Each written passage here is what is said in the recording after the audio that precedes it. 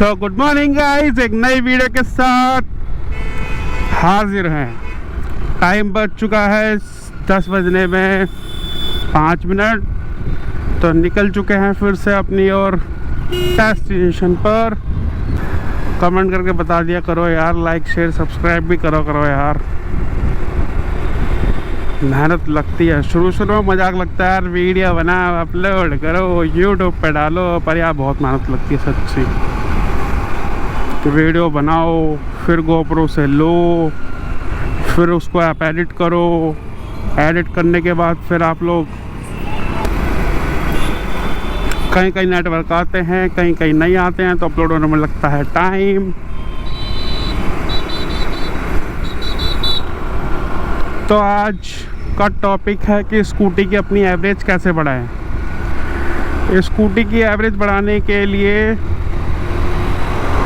सबसे बड़ी बात है कि आपको अपना टायर प्रेशर अच्छा रखना होगा। जैसे कि आप साइड में देख सकते हैं, कंपनी के द्वारा ही हमें बताया जाता है कि आपको अपना टायर प्रेशर कितना रखना है। आज हवा कम होने की वजह से तिरंगा कम लहर रहा है हमारा। आगे 25 होती है और पीछे 30 होती है, ऐसा कंपनी बोलती है। बट आप कहीं भी लोकल पे भरवाओगे, पेट्रोल पंप पे भरवाओगे, तो सब 30 भी भरते हैं, कोई 25 भी भरते हैं। और सबसे ज़्यादा अगर आप एयर भरवा रहे हैं अपने अंदर, वैसे तो गर्मी चली गई है, बट नाइट्रोजन सबसे बेस्ट रहती है टायरों के लिए। पंचर भी इससे बहुत कम होते हैं। ठंडी गैस होती है, क्योंकि नॉर्मल गैस तो बहुत ज़्यादा गर्म होती है, हीटअप हो जाती है। हीटअप होने की वजह से टायर फटने की भी शिकायत बहुत सबसे ज़्यादा आती है। सो कभी भी अगर आप यूज़ करना चाहते हैं, अगर आप एयर गिरवाना चाहते हैं, तो आप नाइट्रोजन का ही इस्तेमाल करें।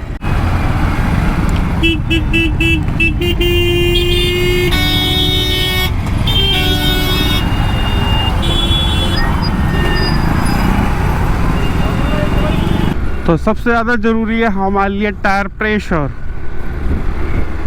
एंड आजकल टायर, पहले के टाइम में ट्यूबलेस टायर नहीं आया करते थे, जिसमें पंचर के बारे में हमें पता पड़ जाता था।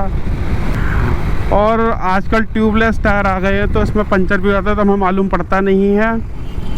और हम लोग स्कूटी ही ऐसी चलाते रहते हैं, क्योंकि इसमें इतना प्रेशर, क्योंकि ट्यूबलेस टायर में हम लोगों को इतना पता नहीं पड़ता है यार। कैसे लोग हैं ज़िंदगी में। मैं पंचर या टायर वाले के पास जाता हूँ, कहता भाई इसमें हवा ही नहीं है। बहुत लोगों के साथ होता है, बहुत लोग भाई इंटेलिजेंट होते हैं। सेकंड बात करते हैं एयर फिल्टर की। ये हवा को ना 5 दिन में या फिर 3 दिन या 4 दिन में ज़रूर चेक करवाएं एक बार टायर प्रेशर कितना है। अगर टायर प्रेशर अच्छा रहेगा तो हमारी स्कूटी या फिर बाइक एवरेज अच्छा देगी। अगर टायर प्रेशर अच्छा है तो आपकी स्कूटी या बाइक या कार कुछ भी हो, समथिंग, वो एवरेज अच्छा देगी। एंड सेकंड पॉइंट की बात करते हैं एयर फिल्टर। एयर फिल्टर हमेशा हर सर्विस पे वैसे साफ़ होना चाहिए, पर कायदे से अगर गाड़ी ज़्यादा चलती है तो प्राइवेट सर्विस सेंटर है, जैसे कि आजकल तो प्राइवेट कंपनी में तो बहुत कम ही जाते हैं। जैसे कि आजकल तो लोग भी अपनी कंपनी में बहुत कम सर्विस करवाते हैं, अपनी शुरू की सर्विस करवाते हैं, नहीं तो वो अपना सब प्राइवेट ही कर लेते हैं। प्राइवेट का मतलब अपने जानने वाले, जो भी अपना आसपास वाले होते हैं भैया, उनसे करवा लेते हैं। अगर आप लोगों को ज़्यादा ही रेगुलर निकलना है ऑफिस के लिए, और शहर जैसे इलाके में तो वैसी बहुत धूल मट्टी, बारिश के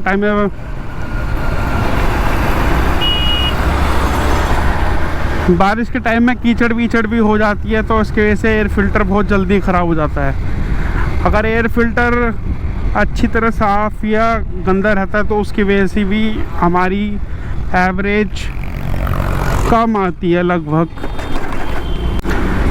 एंड सेकंड बात करते हैं हम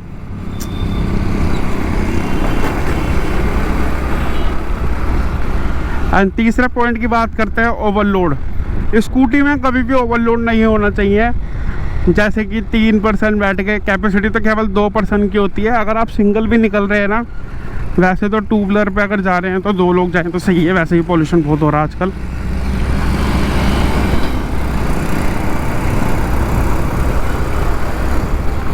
अगर आप टू व्हीलर पे भी 2 जने जा रहे हैं तो आपको एवरेज सही मिल सकता है, और आप सिंगल जा रहे हैं तो और भी ज़्यादा एवरेज मिलेगा, क्योंकि इंजन पे इतना लोड पड़ता है नहीं और स्कूटी बहुत स्मूथ चलती है।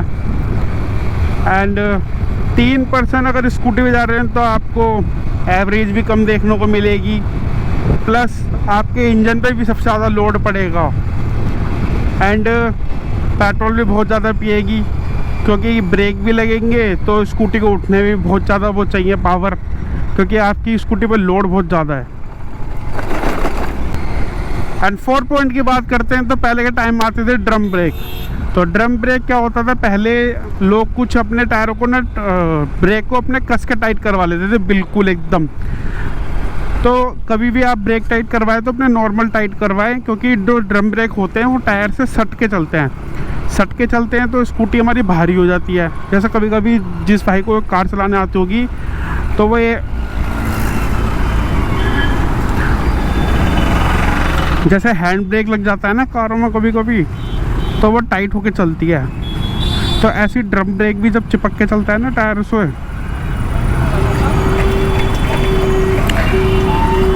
तेरी भैंस की यहाँ के टाइम में तो डिस्क आने लग गए हैं, क्योंकि पहले के टाइम में जो ड्रम ब्रेक आया करते थे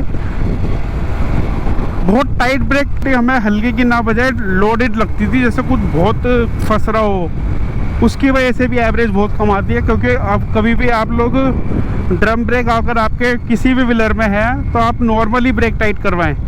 कोई करवा लेगा एकदम टाइट, तो स्कूटी आपकी स्लिप भी हो जाती है। स्लिप होने के कारण आप बारिश के मौसम में फिसल भी सकते हो और आपको चोट भी लग सकती है। वेदर कितना अच्छा हो रहा है, और ऊपर से ये जगह देखो कैसी है, एकदम ग्रीनरी हो रही है। एंड बात करते हैं लास्ट टॉपिक की, लास्ट पॉइंट की। आप अपने किसी भी पेज पे या आप स्कूटी की डिग्गी के नीचे एक टेप लगा के, पर्ची लगा के आप नोट कर सकते हैं कि आपने स्कूटी की सर्विस कब करवाई थी। अगर आप अपनी स्कूटी की सर्विस, पहले स्कूटी की सर्विस 5,000 होती है, फिर 10,000 होती है, तो बढ़ती चली जाती है। तो आप लोग क्या करें, पहले तो अपनी स्कूटी की सर्विस को नोट करें और कितने किलोमीटर चलाई है आपने। उसके बाद फिर आप सर्विस अपने मंथली बाय मंथली जो भी आपका बनता है, तो आप स्कूटी की सर्विस करवा सकते हैं। तो ये तो कुछ टिप्स जिससे आप अपनी स्कूटी की एवरेज बढ़ा सकते हैं। तो अगर वीडियो अच्छी लगी हो तो लाइक शेयर सब्सक्राइब। मिलते हैं कल एक नई वीडियो के साथ। यार आप लोग ये भी बताओ कि किस टॉपिक पे वीडियो बननी चाहिए।